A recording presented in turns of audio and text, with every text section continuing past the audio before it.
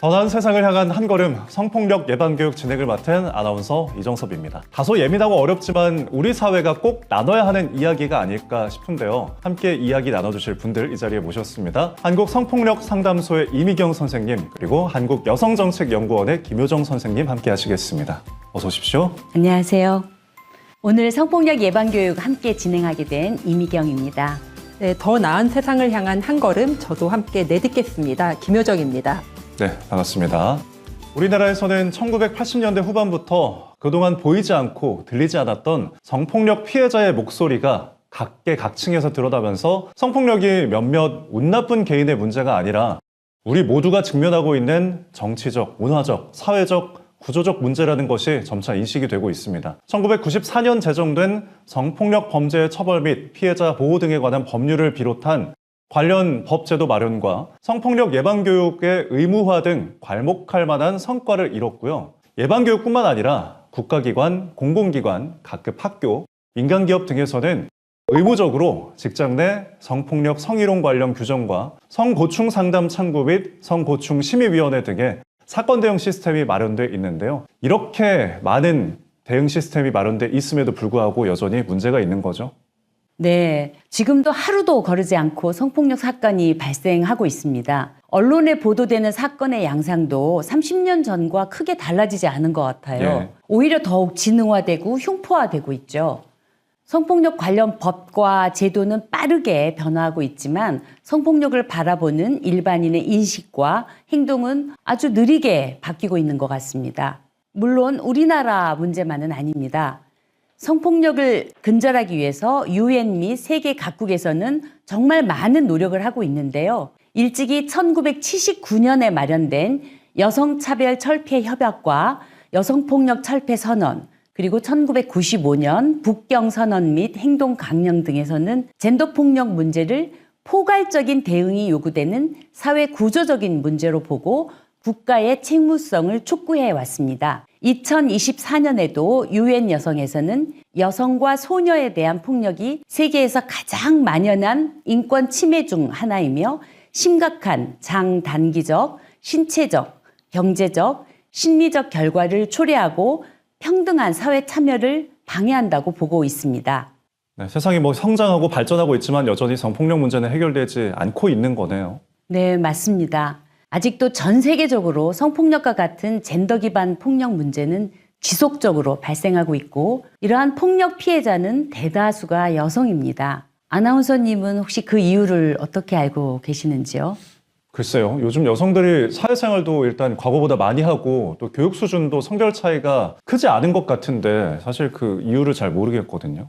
성폭력은 일반적으로 가해자와 피해자의 불균형한 권력관계 때문에 발생하죠. 가해자는 나이나 사회적 위치나 권력이나 물리적 힘 등 여러 가지 측면에서 권력이 자기보다 좀 더 낮은 이런 상대에게 성폭력을 이제 대상으로 삼는 경우가 많습니다. 우리 사회에서 여성 피해자가 많은 것은 구조적으로 남아있는 성차별이나 성역할 규범 그리고 고정관념 등으로 인해서 여성이 약자의 위치에 있는 경우가 많기 때문이죠. 예를 들어서 의사결정권자의 대부분이 남성인 조직에서는 상대적으로 낮은 직급에 있는 여성들이 피해자일 가능성이 높죠. 예. 반대로 의사결정권자의 대부분이 여성인 경우는 또 남성이 피해자가 될 가능성도 있죠. 네. 성별에 따른 권력 차이와 고정관념은 여러 통계 지표들에서 확인되고 있는데요. 2023년 UN 여성과 국제의원연맹 발표에 따르면 전 세계 여성 국회의원의 평균 비율은 26.5%입니다. 네. 우리나라의 경우에는 22대 국회에서 여성이 20%를 간신히 넘긴 상황입니다. 2023년 경제활동 참가율은 남성이 73.3%, 여성은 55.6%인데요. 임금 근로자의 시간당 임금은 여성이 남성의 71% 수준에 머물고 있습니다. 예. 약 12만 6천 명의 육아휴직급여 수급자 중에서 여성이 72%이고 남성은 28%예요. 사실 아기를 낳는 것도 아니고 육아를 하는 건데 여성이 대부분인 거죠. 그러네요. 이것은 아직도 육아를 여성의 일로 여기는 성별 고정관념이 드러나 있는 것이라고 볼 수가 있겠습니다. 이처럼 기울어진 운동장, 즉 성별에 따른 권력 구조의 차이가 큰 상황에서는 폭력의 피해자도 한쪽 성별이 다수일 수밖에 없습니다. 따라서 성평등한 사회 문화를 만들어가는 것이 성폭력을 예방하는 데 매우 중요한 요건임을 알 수 있죠. 네, 통계를 좀 읊어주셨는데 이 통계 수치를 보니까 아직 나아가야 할 길이 먼 것 같다는 생각이 듭니다. 자, 그럼 본격적으로 성폭력에 대한 이야기를 시작해 보겠는데요. 성폭력이라는 용어가 좀 사람마다 조금씩 다른 방식으로 해석이 되고 다가오는 것 같아요. 가끔 언론 보도에서 보면은 성폭력 상황을 몹쓸짓이라고 이제 표현을 하기도 하는데요. 성폭력의 개념을 혼란을 또 이렇게 이야기하기도 합니다. 예민하고 중요한 문제인 만큼 이 용어 정리부터 하는 게 좋을 것 같은데, 자, 성폭력 어떻게 개념을 정리할 수가 있을까요? 네, 우리나라의 형법에서는 1953년 제정 당시부터 1995년 형법 개정 시까지 성폭력을 다루는 제32장의 제목이 정조에 관한 죄로 규정되어 있었습니다. 예. 당시 강간과 강제추행은 여성의 순결을 상실하게 하는 행위로 간주되었고, 이는 가족, 특히 아버지나 남편 등 가장의 명예를 훼손하는 것으로 정의가 되었습니다. 여성의 순결을 일종의 재산 또는 소유물이라고 봤다고 볼 수 있겠습니다.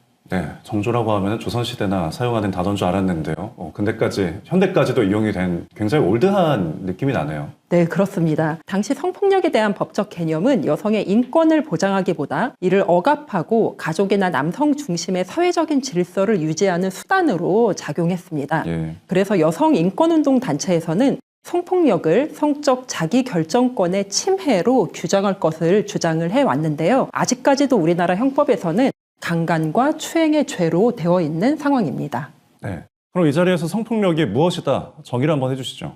네, 제가 설명을 한번 해드리겠습니다. 성폭력이라 함은 상대방의 의사에 반해 이루어지는 성적인 언동으로 상대방의 성적 자기결정권을 침해하는 모든 행위를 의미합니다. 성폭력의 유형에는 강간, 유사강간, 강제추행, 준강간, 강제추행, 업무상 위력 등에 의한 간음추행, 성적 목적을 위한 다중이용 장소 침입행위, 그리고 통신매체를 이용한 음란행위, 카메라 등을 이용한 촬영, 허위 영상물 등의 반포, 촬영물 등을 이용한 협박 강요 등이 포함된 개념입니다. 예. 그리고 오늘 교육을 위해서는 다른 개념들도 짚어보고 갈 필요가 있겠죠. 성희롱이란 주로 업무와 고용 관계에서 발생하는 성폭력을 의미합니다. 업무, 고용, 그 밖의 관계에서 공공기관의 종사자, 사용자 또는 근로자가 지위를 이용하거나 업무 등과 관련하여 성적 언동 또는 성적인 요구 등으로 상대방에게 성적인 굴욕감 또는 혐오감을 느끼게 하는 행위 일체를 의미합니다.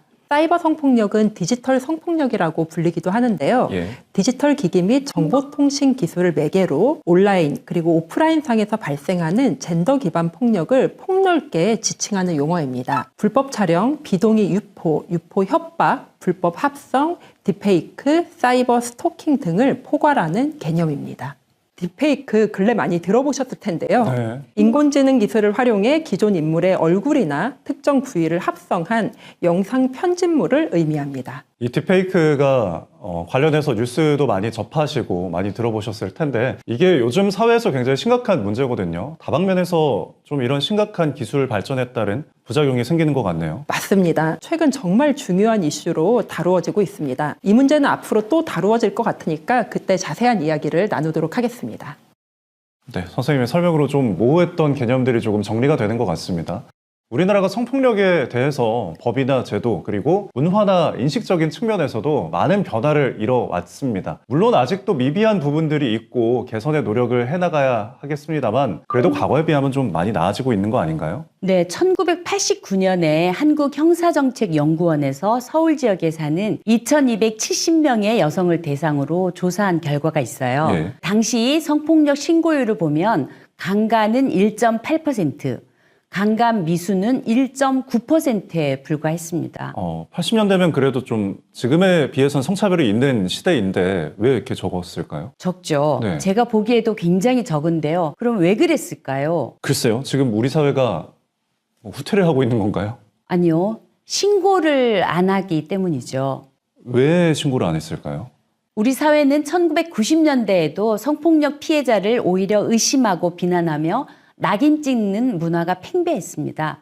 신고하지 않은 이유를 보면 강간 피해의 경우 피해 사실이 알려질까 봐, 또 그 남자와 잘 아는 사람이어서, 그리고 그 남자와 결혼해야 할 것 같아서 순으로 응답을 했거든요. 예. 성폭력에 대한 최초의 실태조사로 알려진 이 연구는 극심한 인권 침해인 성폭력을 당했음에도 오히려 피해 사실이 외부로 알려지는 것을 가장 두려워해야 한다는 점, 심지어 가해자와 결혼해야 할 것 같아서 신고를 꺼린다는 점 등은 당시 우리 사회에서 성폭력이 얼마나 잘못된 통념의 지배를 받고 있는지를 보여주는 것이었죠. 예. 또 법적 규정이나 사법 처리 과정도 많은 문제를 안고 있었는데요. 성폭력 특별법 제정 운동의 기폭제가 되었던 여러 사건들을 함께 살펴보시겠습니다. 1991년 30살 김모 씨가 21년 전에 자신을 강간했던 가해자를 살해하게 됩니다. 네, 그 사건은 저도 들어본 것 같은데요. 네, 피해 당시는 9살 때였거든요. 예.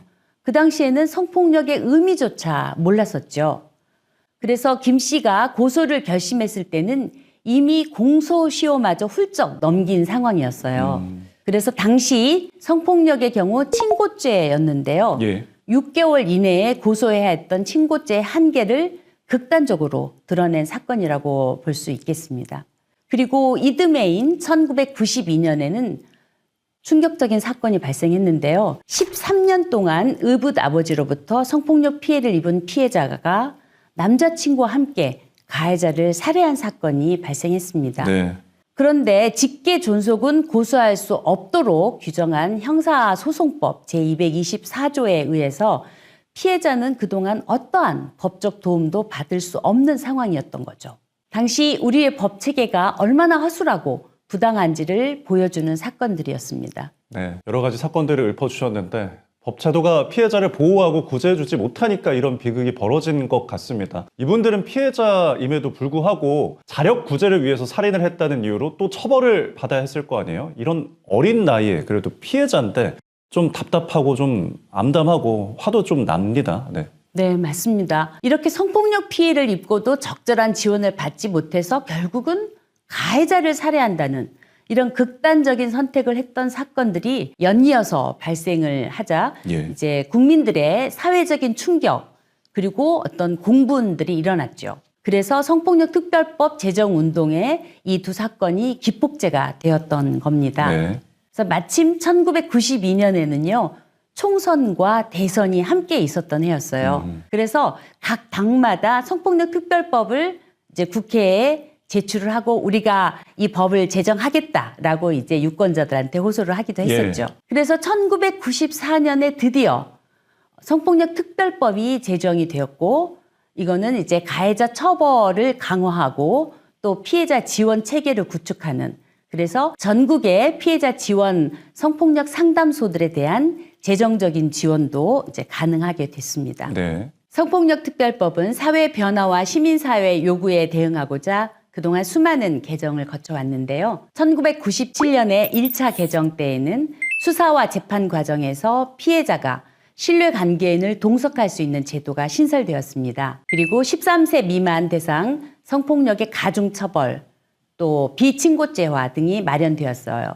이어서 진술녹화 제도가 도입되고 성폭력 전담 검사 및 전담 사법경찰관제, 또 친고죄 폐지, 강간의 객체 확대 등의 개정 작업이 이루어졌습니다. 네. 그리고 1999년에는 성희롱 관련법이 제정이 되었는데요. 또 이 이외에도 가정폭력 방지법, 아동 청소년 성보호법, 또 성매매 방지법 등이 제정되었습니다. 이처럼 지난 30년 동안 성폭력 관련한 법과 제도가 마련이 되고 다양한 피해자 지원 제도들이 만들어졌습니다. 2013년에는 처음으로 부부 강간죄를 인정하는 대법원 판결이 나왔는데요. 판결문을 보면 혼인 관계가 파탄에 이른 경우는 물론이고 혼인 관계가 실질적으로 유지되고 있는 경우에도 부부 강간죄가 성립된다라고 명시되어 있습니다. 네. 덕분에 오늘날에는 부부 사이에도 양성의 평등과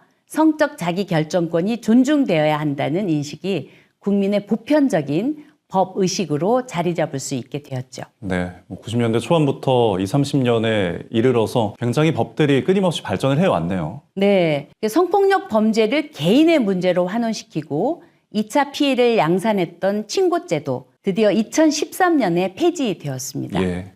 그리고 친고죄가 폐지되기 전까지는 피해자가 고소를 취하하면 수사와 처벌이 중단되는 문제가 있었는데요. 이로 인해서 가해자와의 합의나 외부 압력으로 사건이 종결되는 경우가 적지 않았었어요. 그래서 가해자들은 합의를 끌어내려고 스토킹에 가까운 합의 요청을 시도하다가 안 되면 출퇴근길에 피해자의 집 앞에서 기다린다거나 또 부인이나 아이들을 이용해서 협박하는 등 온갖 방법으로 피해자를 괴롭히는 사례들이 많았었어요. 예. 그러나 이제는 합의를 하더라도 양형에 참고만 할 뿐이지 소송 자체가 중단되거나 하지는 않지요.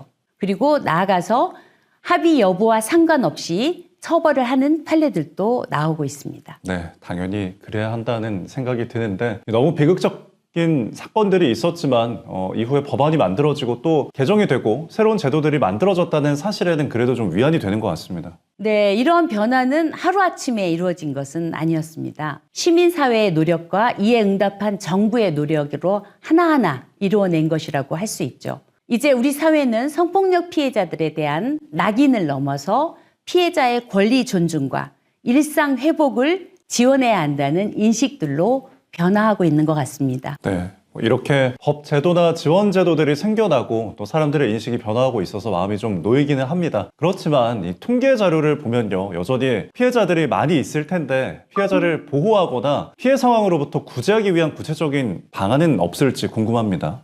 네, 성폭력 피해자의 권리는 크게 법률, 수사지원 제도 등 구제받을 권리, 그리고 상담, 의료지원 제도, 불법 영상, 삭제 지원 등 보호하고 안전할 권리, 그리고 보호, 사회복귀 지원 제도 등 회복할 권리, 이렇게 세 가지로 크게 나뉘어 볼 수 있는데요. 네. 수사재판 등 형사사법 절차에서의 성폭력 피해자의 권리는 성폭력 특별법 제정 이후 수십 번의 법 개정을 통해 확장되어 오고 있습니다. 중요하게 인식해야 할 부분은 피해자의 권리 확장은 자연스럽게 그냥 저절로 이루어진 것이 아니라 수많은 피해자들의 말하기를 비롯해 피해자를 상담하고 지원하는 여러 NGO 단체들의 활동가, 그리고 뜻을 함께하는 법조인, 학자, 정치인, 정부 등의 긴밀한 협력, 그리고 여러 가지 논의의 과정을 거쳐서 마련된 권리라는 점입니다. 좀 더 구체적으로 살펴보면 다음과 같이 피해자의 권리가 법적으로 보장되어 있음을 알 수 있습니다. 우리나라의 성폭력 관련 법과 제도는 상당히 잘 마련되어 있어서요. 동남아시아 지역이나 아프리카, 중남미 등의 국가에서는 우리나라의 제도를 수입해 가려고 하는 정도인데요. 실제 한국국제협력단을 통해서 각국의 공무원들 초청 교육을 실시하거나 국제개발협력 사업의 일환으로 베트남, 라오스 등 몇 개국의 성폭력 피해자 지원체계 구축을 현재 지원하고 있습니다. 발빠른 법제도 마련은 의미 있는 변화이긴 합니다. 하지만 이런 제도들이 신종 범죄들을 쫓아가지는 좀 못하는 것 같다라는 생각이 드는데 최근에 문제가 되고 있는 이 딥페이크라든지 이런 기술 발전에 악용한 범죄들이 또 꾸준히 늘어나고 있잖아요. 맞습니다. 최근 사회적 충격과 곤분을 일으키고 있는데요. 딥페이크로 생성된 여러 가지 이미지와 영상은 텔레그램 대화방 등을 통해서 여러 가지로 소비되고 유포되고 있습니다. 대학생, 교사, 여군, 미성년자 등 다양한 계층의 사람들이 딥페이크 성범죄의 피해자가 되는 사례 등이 지금 현재 급증하고 있는데요. 이제는 누군가가 내 이미지를 가공해서 소비하고 유통하고 있지 않을까라는 불안 그리고 두려움에서 그 누구도 자유롭기가 어렵다고 말씀드릴 수가 있겠습니다. 더욱이 피해자나 가해자의 대다수가 청소년이라는 점에서 문제의 심각성이 더욱 더하다고 말씀드릴 수 있습니다. 10대들 사이에서는 딥페이크가 이미 하나의 놀이문화처럼 번져서요. 또래들 사이에서는 장난 또는 놀이거리로 삼는 경향이 있다고 진단하고 있기도 합니다. 사실 딥페이크 성폭력은 최근 갑자기 생겨난 현상은 아닙니다. 소라넷, 웹하드 카르텔, 버닝썬, 웰컴 투 비디오, 텔레그램 성착취 등을 거치면서 신체를 이미지화하고 이를 상품화해서 돈을 버는 이들은 항상 있어 왔습니다. 이에 따라 2017년 디지털 성범죄 피해 방지 정부 종합대책, 2019년 웹하드 카르텔 방지 대책, 그리고 2020년 N번방 방지법 등이 마련되어 온 바 있습니다. 이렇게 뭐 대책들이 마련되어 왔지만 딥페이크 같은 심종 범죄도 이제 발생을 하고 확산을 하고 있으니까 좀 더 발빠른 대책이 좀 필요하지 않을까요? 맞습니다. 이렇게 딥페이크 성폭력이 사회적인 이슈가 되면서 2024년 9월 26일에 국회에서는 딥페이크 성폭력을 예방하고 피해자를 보호하기 위한 성폭력 처벌법, 성폭력 방지법, 그리고 아동 청소년 성보호에 관한 법률, 이렇게 세 가지 법률에 대한 개정안이 통과된 바 있는데요. 예. 그래서 소지하거나 구입하거나 저장할 경우에는 3년 이하의 징역 또는 3천만 원 이하의 벌금에 처해질 수가 있고요. 그리고 범죄 구성 요건에 반포 등을 할 목적이라는 조항을 삭제했습니다. 예. 그래서 이에 따라서 유포할 것이다 라는 목적이 입증되지 않더라도 제작자를 처벌할 수 있게 되었습니다. 그래서 이제는 딥페이크 성범죄물을 시청만 한 경우일지라도 처벌의 대상이 됩니다. 그전에는 딥페이크 영상인 줄 모르고 봤다라고 했을 때 처벌 대상이 되는 것이 좀 더 모호했는데요. 예. 이번 성폭력 처벌법이 개정되는 과정에서 불법적인 합성 성범죄물인 것을 알면서 시청한 경우에 처벌해야 한다는 주장이 있었지만 예. 최종적으로는 그 알면서라는 문구가 법안에서 제외가 됐습니다. 그래서 가해자가 나는 몰랐다, 이것이 딥페이크 범죄물인 줄 몰랐다라는 그러한 주장을 통해 처벌을 회피하는 것을 방지하고자 했습니다. 그리고 불법 촬영물 등의 삭제 지원 및 피해자에 대한 일상 회복 지원에 국가의 책임을 좀 더 중요하게 명시해 온 바 있습니다. 네. 그러면 이 동의 없이 찍은 사진이나 뭐 동의 없이 유포한 영상 같은 디지털 성범죄 매개물, 이걸 다운로드하거나 보는 건 어떤가요? 이것도 역시 죄가 되겠죠? 네, 성폭력처벌법 제14조 제4항에 의하면은요, 디지털 성범죄 촬영물 또는 복제물을 소지, 구입, 저장 또는 시청한 자는 3년 이하의 징역 또는 3천만 원 이하의 벌금에 처할 수 있습니다. 예. 다운로드를 하거나 보는 것 역시 불법 촬영, 유포와 마찬가지로 명백한 가해 행위인 거죠. 피해 촬영물을 소지하거나 구입하거나 저장, 시청이 만연하다면 디지털 성범죄 피해자가 가장 원치 않는 유포는 근절될 수 없기 때문입니다. 네. 그럼 피해에 대한 부분도 좀 이야기를 해보겠는데, 제가 만약에 딥페이크 성폭력을 비롯해서 디지털 성폭력에 피해를 입게 됐다. 그러면 어떻게 해야 할지 좀 궁금한데, 피해자분들께는 이런 부분들이 좀 실질적으로 도움이 되지 않을까 싶거든요. 맞습니다. 그래서 많은 분들이 어떠한 방식으로 지원을 받을 수 있는지 알고 계셔야 하는데요. 혹시 딥페이크 성폭력을 비롯해서 여러 가지 디지털 성폭력 피해를 입었다면 불법 합성물 원본 또는 그 증거를 확보를 해야 됩니다. 예. 그래서 한국여성인권진흥원의 디지털 성폭력 지원센터라고 있습니다. 그 센터에 모니터링 그리고 삭제를 요청을 하시거나 예. 아니면 경찰에 직접 신고하실 수 있습니다. 그래서 사는 곳 가까이에서 지원을 원하시는 분들도 계시는데요. 이럴 경우에는 서울, 인천, 경기, 부산 등 지자체에서 운영하는 디지털 성범죄 피해 지원 기관, 그리고 각 시도별로 설치된 14개의 지역 특화 상담소 등 피해자 지원 기관을 통해서 여러 가지 법률, 의료, 심리적인 지원 등을 받으실 수가 있습니다. 네. 이렇게 우리 사회가 성폭력 범죄에 대해 법이나 제도적인 측면에 대해서 해결해 나가야 하는 그런 문제들을 짚어주셨습니다만, 그 이외에도 우리 사회에 남겨져 있는 과제들도 좀 있을 것 같아요. 어떤 것들이 있을까요? 저는 사람들이 갖고 있는 피해자다움에 대한 통념에 대해서 좀 말씀을 드리고 싶은데요. 네. 우리 사회는 성폭력 피해자를 진짜 피해자 그리고 가짜 피해자 이렇게 이분화해서 보는 측면이 있습니다. 예. 소위 진짜 피해자라고 한다면 피해 당시 소리를 지르면서 죽을 힘을 다해서 반항했을 것이다. 그리고 즉시 신고를 할 것이다. 이런 시선인데요. 예. 그렇지만 피해자들마다 사건에 대한 반응이나 후유증은 다 다르게 나타나거든요. 그래서 이것을 단일한 틀로 평가하려는 시도는 피해자의 진정성을 불필요하게 의심하거나 피해자에게 2차 피해를 가하는 결과를 초래하게 됩니다. 성폭력 피해에 대한 고정관념을 없애고 피해자의 다양성을 이해하며 그 경험을 존중해야 하는 것이 정말 필요한 것 같습니다. 네. 성폭력은 극복할 수 없을 만큼 치명적인 피해다. 이런 인식들도 많이 하는데요. 역시 생각보다 여러 가지 문제를 갖고 있는 것 같습니다. 유독 성폭력 피해에서만 나타나는 통념과 관련되고 결과적으로 피해자의 회복을 방해하기 때문이죠. 첫째, 회복하려고 노력하는 피해자를 위축시키고 좌절하게 만듭니다. 네. 둘째는 경찰이나 검찰, 법정 혹은 주변의 모든 사람들한테 피해자는 이런 모습일 것이다 라고 이렇게 특정한 상을 갖게 해서 또 그렇게 되기를 기대하게 만드는 거죠. 예. 그리고 세 번째로는 피해자의 약함이나 예민함만을 지나치게 강조하는 문제가 있습니다. 그리고 네 번째로는 아동이나 여성의 성폭력 두려움을 과도하게 크게 만들기도 하죠. 따라서 다양한 피해자 상에 대한 이해를 넓히고 피해자에 대한 공감과 지지의 태도가 꼭 필요합니다. 네, 우리 사회에서 준비할 부분을 짚어주셨는데 이번 교육을 준비하는 과정에서 인터뷰를 하게 된 성폭력 피해자분께서 이런 질문을 해주셨습니다. 제가 한번 그 내용을 읽어드리겠습니다.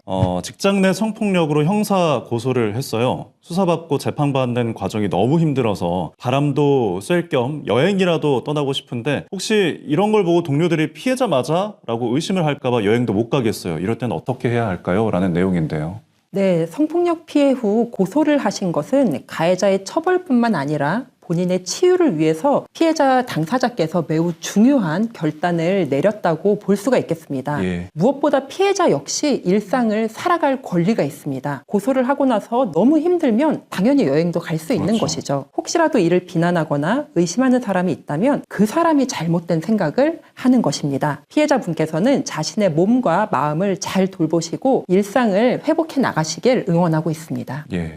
어쩌면 사람들이 피해자다움의 통념을 갖고 있는 건 성인지 감수성이 낮아서일 수도 있는데요. 성인지 감수성은 성별 불균형, 성차별적 요소를 감지해낼 수 있는 민감성을 의미합니다. 이는 오랜 시간에 걸쳐 체득되는 일종의 자질이고 능력이기 때문에 이렇게 단기간에 걸쳐서 생겨나는 것은 아닙니다. 예. 따라서 의도적으로 성인지 감수성을 함양하기 위한 노력을 해야 합니다. 피해자마다 처한 환경이나 상황이 다르기 때문에 우리 사회의 법, 제도, 그리고 관습 등을 기준으로 피해자다움을 정의하거나 판단하려고 하면 안 되고요. 네. 피해자가 그렇게 행동할 수밖에 없었던 그 구체적인 이유는 무엇인지 이해하고 관심을 갖는 데서부터 시작해야 할 것입니다. 예. 저는 2차 피해에 대해서도 좀 말씀을 드리고 싶은데요. 네, 중요한 부분이죠. 2차 피해도 또 요새 굉장히 중요하잖아요. 네, 2018년에 제정된 여성폭력 방지 기본법에 처음으로 2차 피해에 대한 규정이 마련이 되었는데요. 네, 여성폭력 피해자가 수사, 재판, 보호, 진료, 언론 보도 등 여성폭력 사건 처리 및 회복의 전 과정에서 입는 정신적, 신체적, 경제적 피해를 말하며 집단 따돌림, 폭행 또는 폭언, 그 밖에 정신적, 신체적 손상을 가져오는 행위로 인한 피해 등을 말한다라고 규정이 되어 있네요.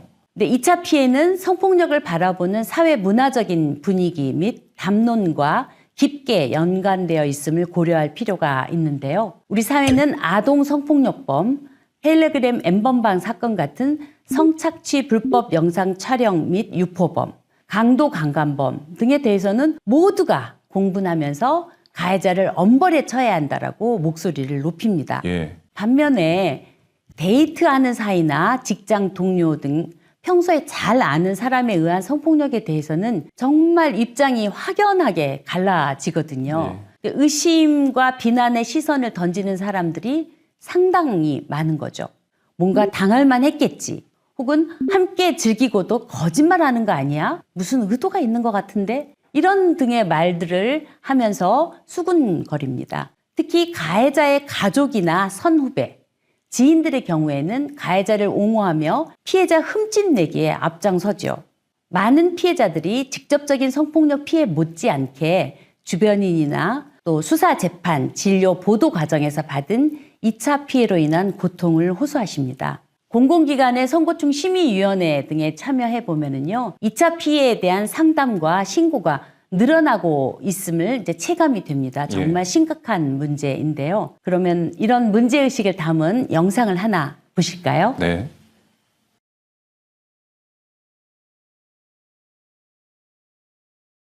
이건 당신의 말 한마디입니다. 당신이 가볍게 던진 말 한마디가 누군가에겐 이렇게 큰 피해가 된다면 어떻게 하시겠어요? 오늘 할 이야기는 2차 피해에 대한 이야기입니다. 여러분, 2차 피해라는 말 들어보셨어요? 2차 피해는 간단히 설명드리자면 성희롱, 성폭력 사건이 일어난 이후에 피해자에 대한 부적절한 반응으로 인해 피해자가 입는 불이익을 의미합니다. 다양한 기사들을 통해 2차 피해가 얼마나 심각한지 알 수 있는데요.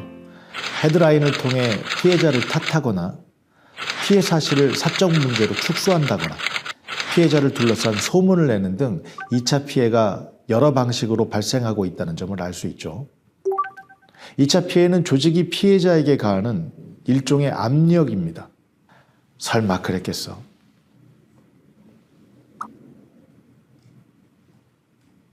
일부러 그런 거 아니야?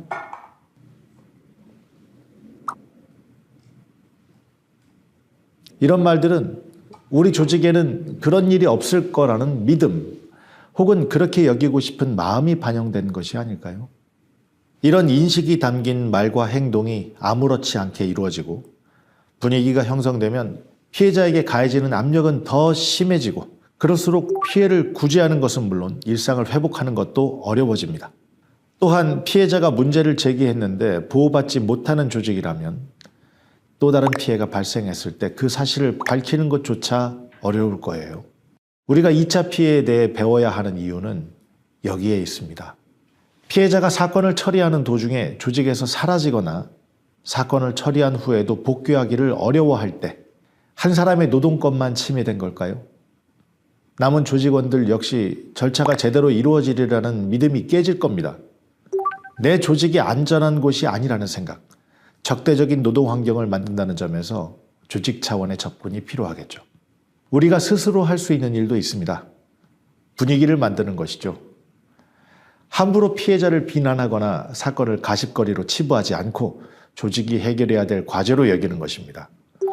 각자의 말 한마디가 중요한 역할을 할 거예요. 우리의 말 한마디, 주변에서 들리는 말 한마디가 피해자에게 그리고 나와 우리 조직에게 영향을 미칠 수 있다는 점 함께 생각해 보면 어떨까요? 네, 직장 내 동료가 성폭력, 성희롱 행위자로 신고되었을 경우에 피해자나 행위자가 모두 동료이기 때문에 여러 측면에서 난처한 상황이 되곤 하죠. 그런데 행위자가 자신이 굉장히 억울하다 그러면서 탄원서를 써달라고 할 경우에 이때는 어떻게 해야 할까요? 굉장히 상당히 좀 곤란할 것 같아요. 이게 누구랑 더 친하다고 해가지고 편을 들어줄 수 있는 문제도 아니고요. 이런 경우에는 실제로 상당히 이제 많이 일어나고 있는데요. 과거에 그 출장길에 잠든 직원을 강제 추행한 사건으로 형사 고소되어서 기소가 된 사건이 있었는데요. 이 피고인이 동료 120명으로부터 탄원서를 받아서 재판부에 제출을 했습니다. 네. 120명이면 좀 그래도 많은 건데 어떻게 좀 참작이 됐나요? 글쎄요. 그러면은 재판부의 판결 내용을 함께 보실까요? 피고인은 납득하기 어려운 변명을 하면서 자신의 범행을 부인하고 있을 뿐만 아니라 사실관계를 알지도 못하는 직장 동료들을 호도하여 약 120명으로부터 피고인은 강제추행 범행을 저지를 사람이 아니라거나 이 사건을 피해자의 오해로 인해 비롯된 것이라는 취지의 탄원서를 작성받아 제출하면서 피해자에게 2차 피해를 입게 하는 등 범행 후의 정황도 매우 불량하며 그로 인해 피해자가 입은 손해는 당분간 쉽게 회복되기 어려워 보인다. 피고인은 현재까지 피해자로부터 용서받지도 못했다. 결국 이 120명의 탄원서가 참작이 안 되고 종이 조각이 되어버려서 좀 다행이라는 생각이 듭니다. 네, 이 판결로 재판부가 2차 피해에 대해서 엄중한 판단을 하고 있음을 알 수가 있습니다. 피해자 다움에 대한 통념도 또 2차 피해가 생기는 이유도 결국에는 우리 사회에 내재되어 있는 성차별적 고정관념과 성인지 감수성 부족 때문임을 부정할 수가 없습니다. 그렇다면 앞으로 우리 사회가 풀어나가야 할 과제는 무엇이 있을까요? 네, 제일 중요한 것은 먼저 말씀해 주시죠. 네, 저는 가해자에 대한 처벌과 관련된 이야기를 한번 해볼까 하는데요. 가해자의 처벌을 강력하게 한다고 이런 내용이신가요? 아닙니다. 왜요? 어쨌든 잘못을 했으면 좀 정말 호되게 매운맛을 좀 보여줘야 되지 않을까요? 네, 그렇게 생각하실 수도 있을 것 같습니다. 하지만 그동안 우리 사회에서는 사회적인 공분을 일으키는 사건이 발생할 때마다 형량을 상향으로 조정하거나 예. 아니면 성범죄자에 대한 신상을 공개하거나 전자발찌를 채우거나 라는 식으로 엄벌주의를 채택을 해온 경향이 있습니다. 네. 이러한 일련의 과정에서 여성 인권단체들은 특히 처벌 강화에만 초점을 맞추는 것에 대해서 사실 많은 우려를 표명해 오기도 했는데요. 예. 성폭력범의 처벌 강화 정책이 자체 성폭력을 가능하게 하는 사회 구조는 뒤로 한 채 특정한 개인만을 괴물화해서 사회적으로 격리를 시키면 마치 성폭력 문제가 해결되는 것처럼 왜곡시킬 수 있다는 우려 때문이었습니다. 네. 지금 나오는 내용 한 번만 읽어봐 주시겠어요? 네. 성폭력 생존자로서 그 공포에 아주 친숙하지만 그러나 유죄를 받은 아동 성추행범들이 갱생이 불가능한 사람들이라고 생각하지 않는다. 아동 성추행범은 교정될 수 없다는 사회의 태도는 성추행의 충동은 결코 조절할 수 없다는 성추행범의 신념을 오히려 강화할 뿐이다. 사회가 성추행범이 갱생할 수 있다는 희망을 갖지 않는다면 그 범죄자는 어떻게 스스로를 믿겠는가? 라고 말을 했네요. 네, 해당 내용은 미국에서 어린 시절 이웃에 의해 성폭력 피해를 입었던 당사자가 직접 밝힌 내용입니다. 네, 어떠세요? 저는 어쨌든 당연하게 센 처벌이 좀 필요하다라고 생각을 했는데 직접 또 그 말씀을 읽으니까 피해자가 저런 말을 했다고 하니까 좀 충격적입니다. 네, 우리나라에서 전자발찌를 찬 채 성범죄를 저지르는 경우는 지난 5년 동안 291건에 달하는 것으로 밝혀진 바 있습니다. 네. 전자발찌를 차고 있는 경우에도 이를 훼손하거나 심지어 착용한 상태에서 재범을 저지르고 있다는 사실을 보여주고 있는데요. 이러한 사실들은 성폭력 엄벌주의가 현재 재범 방지에 효과가 얼마나 있는지에 대해서 질문을 하지 않을 수 없도록 합니다. 예. 전자발찌는 성범죄자들이 재판에서 선고된 형량을 복역하고 출소하면서 정해진 기간 동안 차게 되는 것인데요. 전자발찌를 찬 채로 재범을 저지른다는 것은 교도소 내에서 교정이 제대로 이루어지지 않았음을 반증하는 것이기도 합니다. 따라서 복역 기간 동안 자신이 얼마나 잘못했는지를 진심으로 반성하고 피해자에게 사죄할 수 있도록 교정 교육이 이루어져야 할 필요가 있습니다. 예. 무엇보다 성폭력을 저지르면 반드시 처벌을 받는다라고 하는 처벌의 확실성을 높여야 할 필요가 있습니다. 예. 정리를 해보자면은 이 범죄에 대해서는 확실히 처벌하는 것은 효과적이고 중요하지만 더 강하게 처벌하는 게 무조건 효과적인 것은 아니다. 이런 말씀이시죠? 네, 정확하게 이해하셨습니다. 하지만 가해자의 감형 전략이 법 시장화된 것도 간과할 수는 없는데요. 네. 언급하신 감형 전략의 법 시장화 이건 어떤 뜻인가요? 네, 성폭력 가해자의 감형 전략으로서 법적인 전문성과 정보가 상품화되고 있다는 것을 의미하는 용어입니다. 예. 최근 직장 내 성희롱 성폭력 사건 처리 과정에서 두드러지는 변화가 있는데 혹시 뭔지 아실까요? 글쎄요. 어떤 것들이 있을까요? 네, 역신고가 늘어나고 있다는 사실인데요. 역신고. 네, 이러한 역으로 신고하는 가해자가 역으로 신고하는 상황은 가해자의 권리다라는 명분으로 악용되고 있는 상황입니다. 이러한 가해자의 역신고는 원 사건의 처리 과정을 오히려 혼란스럽게 할 뿐만이 아니라 사건 해결에 긴 시간을 소요하게 합니다. 예. 뿐만 아니라 조직 내에서 피해자들의 신고 의지를 위축시켜서 피해자를 고립시키고 있습니다. 맞습니다. 형사사법 절차에서도 가해자들이 무고나 명예훼손 등의 역고소로 오히려 자신을 피해자하는 방식으로 법을 활용하는 그런 현상들이 늘고 있습니다. 예. 성폭력 관련 법들의 변화를 발판 삼아서 성범죄를 감형받으려는 이런 가해자들 정말 너무하지 않아요? 네. 너무하죠. 그런데 너무나 중요한 게 또 하나 있습니다. 너무 중요한 이야기요. 네. 어떤 이야기죠? 바로 저희가 지금 함께하고 있는 이 교육입니다. 성폭력 예방 교육, 실효성 있게 이루어져야 하는 게 굉장히 중요하지 않을까요? 네, 맞습니다. 진짜 중요한 이야기가 남아 있었네요. 2024년 5월 한국여성정책연구원에서 개최한 폭력예방교육 정책 포럼의 발표 내용에 의하면요. 예. 2022년 기준 폭력예방교육 의무 대상 기관 수는 전체 18,000여 개고 교육 참여도는 93.3% 꾸준히 증가하고 있다고 나오고 있습니다. 예. 꾸준히 증가를 했다니까 굉장히 괄복할 만한 성과이긴 하네요. 하지만 해마다 의무적으로 들어야 할 이 교육이 너무 많고 매년 비슷한 내용들을 반복해서 듣다 보니까 피로감을 아무래도 느끼시는 분들 있으실 것 같아요. 맞습니다. 그 점도 이해가 되긴 하지만요. 이 교육이 그만큼 중요한 것으로 생각해 주시면 어떨까요? 예. 물론 각 기관과 전문 강사가 강의의 내용이나 방법 면에서 교육 효과를 높이기 위한 다양한 노력을 할 필요가 있습니다. 최근에 의미 있는 변화를 만들어가고 있는 교육 사례를 하나 소개를 해드리고 싶은데요. 예. 2023년에 한 중앙부처 양성평등 정책 담당관실에서는 기존의 전달식 예방교육을 벗어나서 본부 및 소속기관의 부서장과 직원들 7명에서 10명이 직접 성희롱 성폭력 고충 사건 대응 모의 훈련에 참여해서 토론은 물론이고 역할극을 하기도 하고 또 영상 제작까지 하는 열의를 보였습니다. 이렇게 폭력 예방 교육 방법을 다각화하고 또 기관의 특성을 반영한 전문 교육 콘텐츠를 개발하고 활용하는 점에서 굉장히 돋보이는 사례였어요. 네, 굉장히 돋보이는 사례였던 것 같습니다. 그만큼 중요한 교육이기 때문에 각 기관에서도 이렇게 다각화하려는 노력들이 있으셨던 것 같아요. 자, 이제 저희가 강의를 마칠 시간이 다 되어 가는데요. 강의를 마치기 전에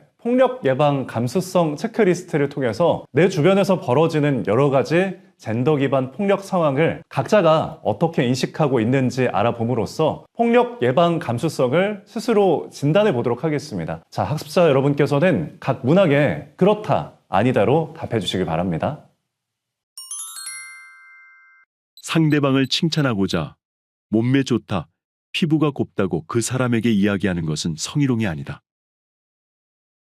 직장에서 누군가가 성적인 농담을 하거나 성차별적인 발언을 하면 문제를 제기하기보다는 못 들은 척하는 편이다. 성희롱 문제를 방지하기 위해 이성 동료들과 거리를 두라고 말하는 것은 성차별로 볼 수 없다. 지나치게 노출이 심한 옷차림 등 피해자에게도 어느 정도는 성폭력의 책임이 있다. 소리치거나 도망치는 등 적극적으로 성폭력에 저항하지 않았다면 성폭력 피해자로 보기는 어렵다. 특정 신체 부위나 성과 관련된 사진이나 영상이 아니라면 당사자의 동의가 없더라도 단톡방 등에서 공유해도 문제될 것 없다. 탈의실이나 공중화장실에 초소형 불법 카메라가 숨겨져 있을 거라고 의심해서 허위 신고하는 것은 예민한 반응이다. 성폭력 사건 신고자를 허위 신고자로 의심하는 것은 2차 피해가 아니다. 다른 부부나 커플 사이의 폭력을 목격해도 그것은 그들의 일임으로 말리거나 상관하지 않을 것이다. 스스로는 내키지 않더라도 배우자나 연인이 원한다면 성적인 요구를 수용하는 게 자연스럽다. 네, 여러분 잘 체크하셨나요? 결과를 그러면 어떻게 확인하면 될까요? 네. 아니다에 답한 경우가 9개 이상이면 우수하다라고 볼 수가 있겠습니다. 예. 즉 성평등에 대한 인식과 폭력 예방에 대한 판단력을 잘 갖추고 있어서 현재의 태도를 잘 유지하면서 주변 사람들도 젠더 기반 폭력에 관심을 갖고 잘 대처하도록 견인할 수 있기를 바랍니다. 또 2개에서 3개 이하는 성평등 인식과 젠더 기반 폭력에 대한 인식이 아주 낮은 수준이거든요. 예. 그래서 신체적인 폭력뿐만 아니라 언어적, 정서적, 경제적 학대 행위도 한 사람의 인격과 인권을 해치는 명백한 폭력임을 잊지 말고 다양한 교육을 찾아서 적극적으로 참여하시기를 바랍니다. 네. 오늘 강의에서는 성폭력 피해자들의 아주 특별한 용기와 지혜, 늘어나는 시민들의 참여, 정부 정책과 법률의 변화, 일상 속에서 작지만 의미 있는 변화를 실천하는 사람들이 있다는 걸 배웠습니다. 30년 전과 비교를 하면 성폭력 문제에 있어서는 상당한 진전이 있었음은 틀림없는 사실입니다. 그동안 그 어느 것도 저절로 되는 것은 없었습니다. 반드시 어제보다 내일이 한 걸음 더 나아질 수 있다는 믿음이 있어서 가능했습니다. 이제는 성폭력에 반대한다는 무거운 당위를 넘어서 좀 더 의미 있게 세상을 바꿔가고 일상에서 실천해 나가는 게 필요한 때입니다. 이것으로 성폭력 예방교육 강의를 마치겠습니다. 경청해주신 여러분 감사드립니다. 감사합니다. 주요 내용 요약. 성폭력이란 정의, 상대방의 의사에 반하여 이루어진 성적 언동 등 상대방의 성적 자기결정권을 침해하는 모든 행위. 형법 및 성폭력 처벌법 상의 성폭력 범죄 유형, 강간, 유사강간, 강제추행, 중강간, 중강제추행, 업무상 위력 등에 의한 간음, 업무상 위력 등에 의한 추행, 성적 목적을 위한 다중 이용 장소 침입 행위, 통신 매체를 이용한 음란행위, 카메라 등을 이용한 촬영, 허위 영상물 등의 반포, 촬영물 등을 이용한 협박 강요 등 포함.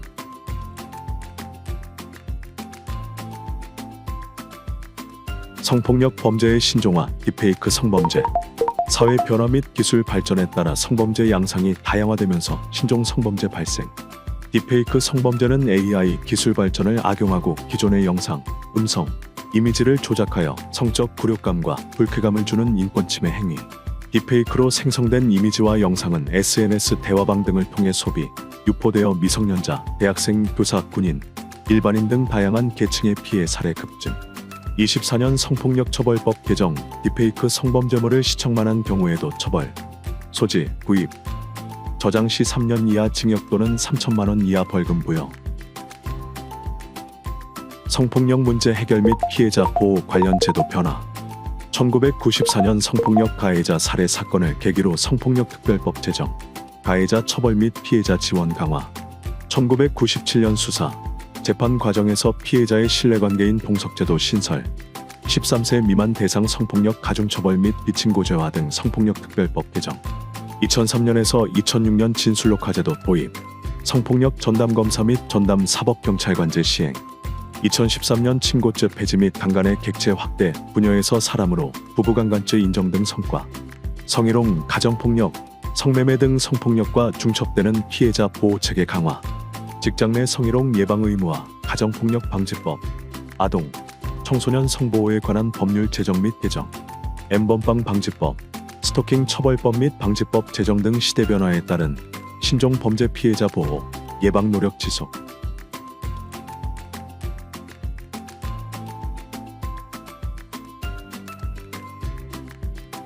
(2차) 피해란 정의. 여성폭력방지기본법 제3조의 3에서 2차 피해를 아래와 같이 정의. 수사, 재판, 보호, 진료, 언론보도 등 여성폭력 사건 처리 및 회복의 전 과정에서 입는 정신적, 신체적, 경제적 피해. 집단 따돌림, 폭행 또는 폭언, 그 밖의 정신적, 신체적 손상을 가져오는 행위로 인한 피해. 정보통신망을 이용한 행위로 인한 피해 포함. 2차 피해의 예시. 피해자라면 이래야 한다와 같은 진짜 피해자상에 대한 고정관념으로 피해자다움의 통념을 강요하는 인식. 예, 진짜 피해자라면 저렇게 웃고 다닐 수 없다, 그 즉시 신고했을 것이다 등. 가해자에 대한 옹호 및 피해자에 대한 의심과 비난의 시선. 예, 그럴 사람이 절대 아니다, 같이 즐겨놓고 그러는 거 아니냐 등.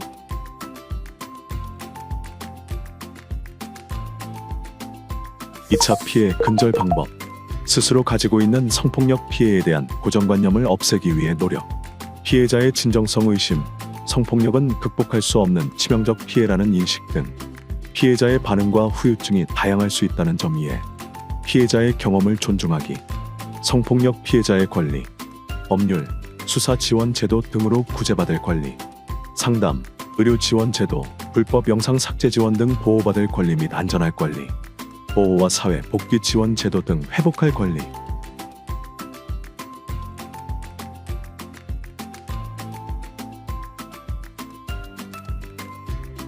퀴즈, 평가하기. 1번 문제. 성폭력은 상대방의 의사에 반하여 이루어지는 성적 언동으로 땡땡을 침해하는 모든 행위를 말한다. 다음 중 괄호 안에 들어갈 용어로 가장 적절한 것은? 1번 교육권, 2번 성적 자기결정권, 3번 노동권, 4번 참정권.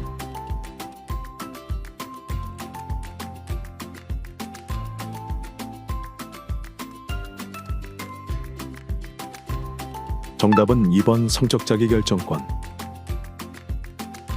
성폭력은 상대방의 의사에 반하여 이루어지는 성적 언동으로 상대방의 성적 자기결정권을 침해하는 모든 행위를 말한다.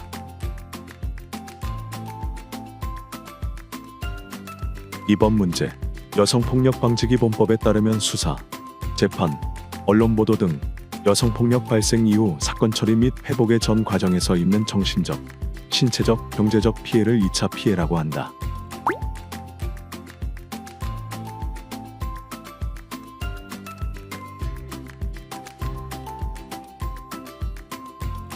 정답은 5. 여성폭력방지기본법 내 2차 피해에 대한 내용으로 이외에도 집단 따돌림, 폭행 또는 폭언, 그 밖의 정신적, 신체적 손상을 가져오는 행위 또한 2차 피해로 규정하고 있다.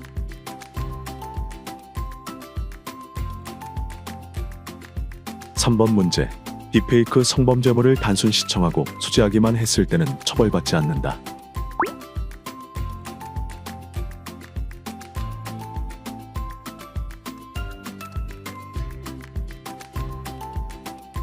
정답은 X. 24년 법률 개정을 통해 딥페이크 성범죄물을 시청한 경우에도 처벌 대상이 되며 소지, 구입, 저장할 경우 3년 이하 징역 또는 3천만 원 이하 벌금에 처해진다.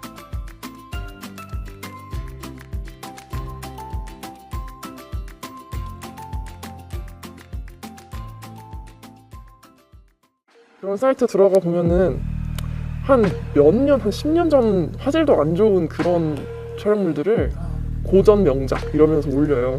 그 사람들한테, 그 가해자들한테 살아있는 저를 봤다는 거는 그 사람들 어떻게 보면 또 다른 쾌감이었을 거예요. 지금 이 자리에서 제가 지금 얘기를 하고 있는 것도 내가 왜 이때까지 살아있지? 라는 생각을 되게 자주 해요. 사실 이 피해에 대응하는 건 이제 제 일상으로 받아들였어요. 그리고 일상으로 받아들여야 제가 살 수 있고, 아니면은 너무 억울하고 화병으로 진짜 죽을걸요.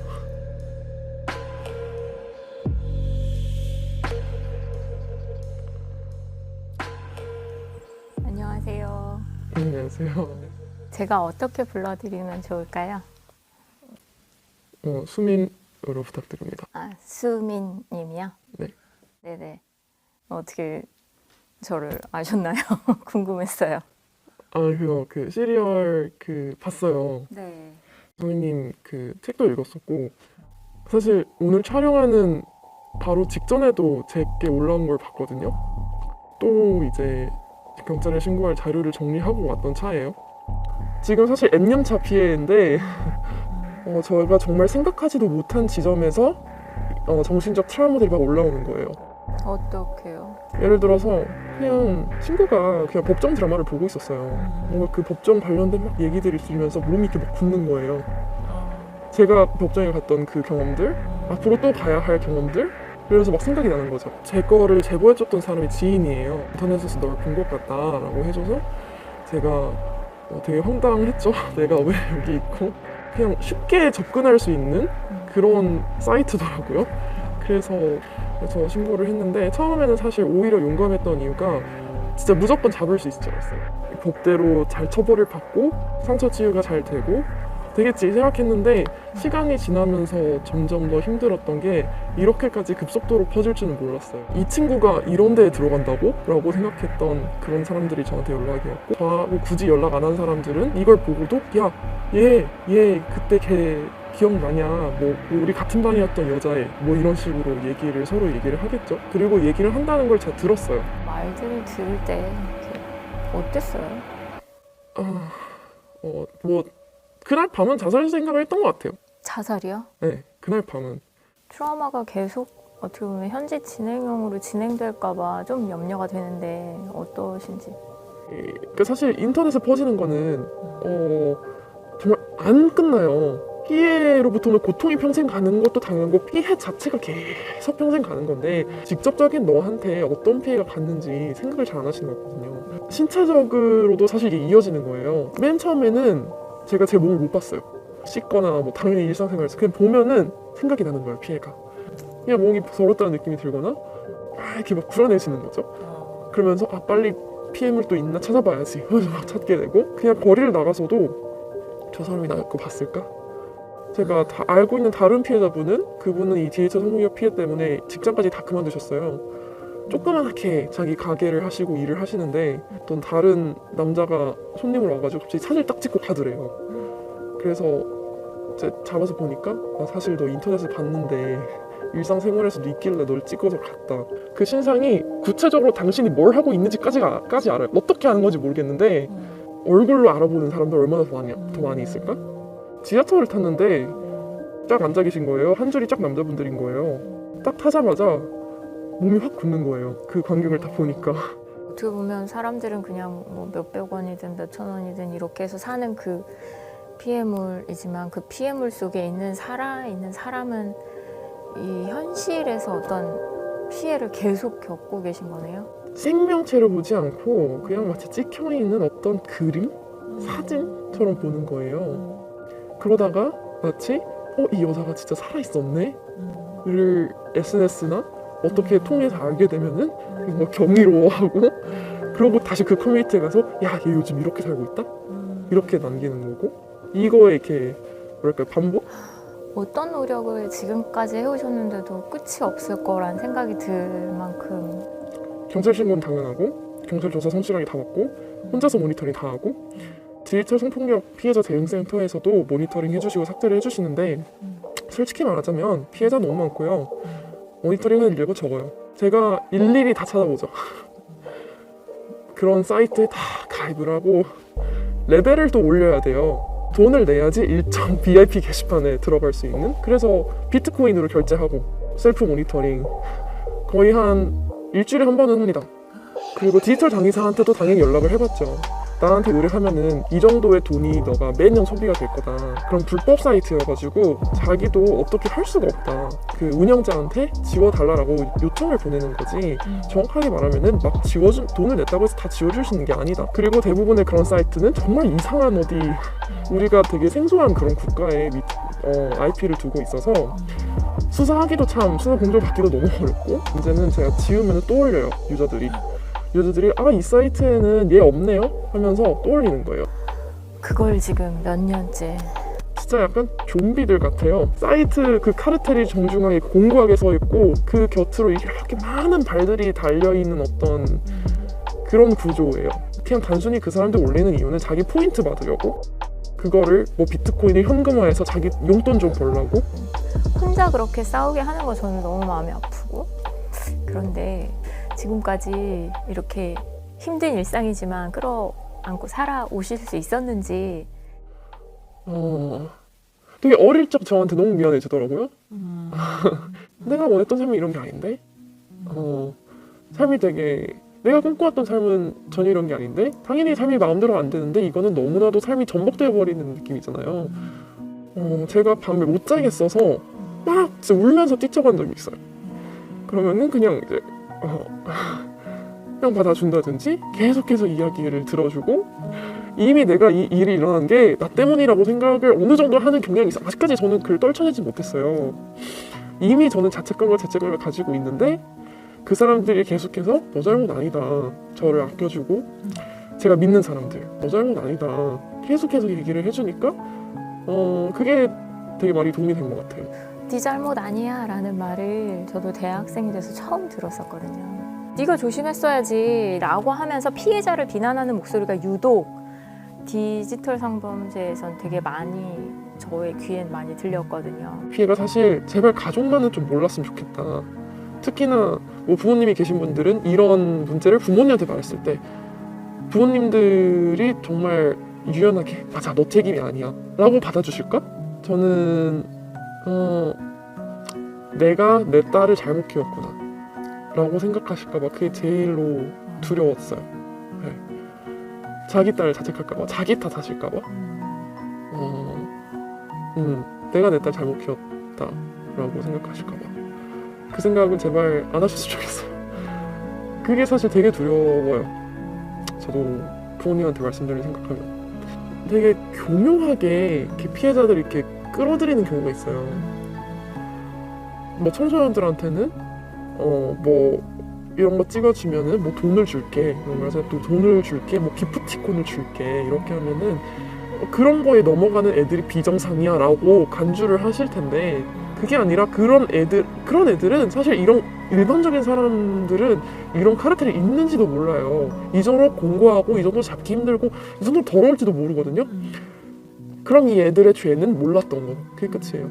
디지털 성폭력 피해에 있어서 뭐 아동 성범죄일 경우에는 뭐 29년 3개월까지 뭐 형량을 늘리겠다면 이런 식으로 나왔는데 사실 거기에서도 어떻게 보면 아동과 또 성인을 분리하고 있어요. 디지털 성폭력 피해자들 대부분은 젊은 여성이에요. 이 젊은 여성들이 그저 법정 나이 때문에 성인이라고 너도 책임이 있어 라고 얘기를 하는 느낌이거든요. 한국에서는 고등학교 때까지 성인이 되기 전까지는 거기에 마땅한 교육도 해주지 않아요. 가해를 하면 안 돼 라는 교육도 하지 않고 피해에 어떻게 대응을 해야 돼, 이게 피해야 라는 디지털 성범죄에 대한 교육도 하지 않아 놓고서는 막상 성인이 돼서 당하니까 근데 넌 성인이어서 아마 법이 그렇게 엄격하게 적용 안 될걸? 이렇게 해버리니까 그러면 결국에는 모르고 자란 애들이 커서 당하는 거잖아요. 그럼 결국에는 애가 당하는 거나 성인이 당하는 거나 똑같아요. 직위 수준은 똑같거든요. 안 그래도 한국 사법부 그 감수성 떨어진다라는 말이 많이 나오는데 제가 탄원서도 되게 많이 냈고 되게 정말 많이 열심히 노력을 했는데 근데 그럼에도 불구하고 저는 법정에 가서 직접 진술을 다 했어요. 어떤 피해물? 물로서 소비가 되고 있는데 판사에게라도 제가 직접 저를 보여줘야겠다 생각을 했어요. 실형은 사실 직접 유포가 아니라 추가 유포면은 재유포? 추가 유포면은 아마 거의 100% 집행유예일 거예요. 정말요? 그나마 그래도 내가 이제 일상을 조금씩 그래도 회복해 가거나 계속 같이 가려고 하면 좀 어떤 지원들이 좀 있으면 좋을까요? 제가 다른 피해자분이 자기 개인정보를 바꿨다라는 얘기를 들었는데 그분이 너무 부러운 거예요. 새 삶을 살 수 있으신 건가? 이게 너무 부러운 거예요. 그래서 그때부터 좀 진지하게 생각을 했던 것 같아요. 바꾸는 거에 대해서. 차라리 나를 죽이고 아예 차라리 나의 친구들 다 끊기고 내 모든 게 다 끊기더라도 그냥 아예 다른 사람으로 살아갈래 라는 생각이 들더라고요. 그래서 성형수술을 생각하신 거예요? 네, 그렇죠. 내 얼굴이 드러난 피해 물이기 때문에 그렇게 바꿔도 내 얼굴은 그대로면 결국 또 알아봐요. 그러면 야, 얘 이름 바꿨더라 하면서 또 커뮤니티 올라가겠죠. 또 댓글이 달리겠죠. 적어도 앞으로 일어날 피해를 조금이나 축소시키기 위해서 이 사진의 여자와 이 영상의 여자와 나는 그래도 다른 사람이야. 이제는 다른 사람이야. 이렇게 살아가고 싶어서요. 제가 바꾸지 않고 계속해서 살아갔을 때 뭘 하기가 두려운 거예요. 왜냐면 그 사람들은 여기서만 보지 않고 결국에 내 삶으로 들어오거든요. 이 피해가 사실은 발생하지 않을 수 있는 유일한 방법이 사실은 소비하지 않는 거잖아요. 다 같이 소비하지 마라고 엄격하게 얘기하는 게 필요할 것 같아요. 남자들 원래 그렇지. 전혀 아니에요. 남자들도 길러지는 거잖아요. 소비하는 네가 뭐야 이런 식으로 이제 내 뒤에 이렇게 엄격한 분위기가 형성됐으면 좋겠고 제가 피해를 처음 봤을 때는 진짜 외로웠어요. 그때는 사람들이 별 관심도 없었고 그랬어서 특히나 이번 엠번방도 터지고 그랬을 때 되게 많은 사람들이 그 청와대 그 청원 게시판에다가 많이 공감을 해주고 그랬을 때 진짜 많이 달라졌다는 걸 느꼈어요. 정말 많은 사람들이 이게 정말 해결됐으면 좋겠고 이 피해자들이 정말 잘 살아갔으면 좋겠다라는 마음을 갖고 계실 것 같다라는 생각을 하니까 그게 되게 전혀 예상치 못한 따뜻함이었어요. 좀만 늦게 일어났으면 나도 이 법에 적용이 돼서 나도 어떻게 보면 더 지원을 받을 수 있고 내 가해자도 조금 더 엄중하게 처벌할 수 있을 텐데 아쉽다. 내 시대를 잘못하고 갔네. 이 생각을 할 때가 있어요. 근데 그 말은 나한테는 해당이 안 되더라도 앞으로 살아갈 다른 여성들한테는 그 법이 적용이 된다는 거고 그만큼 나도 위안을 받을 거예요. 그래서 나한테는 직접적으로 보상 안 했더라도 내가 정말 나중에 할머니가 됐을 때 나 사실 이런 일 겪었다. 근데 나 이렇게까지 늙을 정도로 살아왔어. 라고 하면은 그때는 다들 막 와 진짜 할머니 대단하시네요 하면서 되게 따뜻한 눈으로 바라보는 그런 사회가 형성이 됐으면 그때 진짜 벅차겠다라는 생각이 들어요. 내가 그때까지 죽지 않고 너무 잘 살았구나. 사실 디지털 성폭력 피해자들이 저뿐만 아니라 정말 많다는 거를 저 스스로 제 걸 모니터링 하면서도 알고 있고 또 다들 숨잖아요. 그렇기 때문에 더 외로워지는 것 같아요. 저도 이렇게 나와서 지금 떠들고 있잖아요. 진짜 용기 있게 얘기하고 있는데 여러분도 할 수 있고 다들 같이 좀 만났으면 좋겠어요. 사회가 바뀌어가는 거 보면서 우리 그래도 우리 젊을 때 되게 많이 열심히 노력했다. 우리 진짜 악쓰고 살았네. 하면서 나중에 그렇게 늙어서 얘기를 했으면 좋겠어요. 네. 진짜 서로 힘을 잘 주고받는 그런 모임들도 앞으로 만들어지고 그러면 되게 좋겠어요. 할머니가 되는 그날까지. 맞아.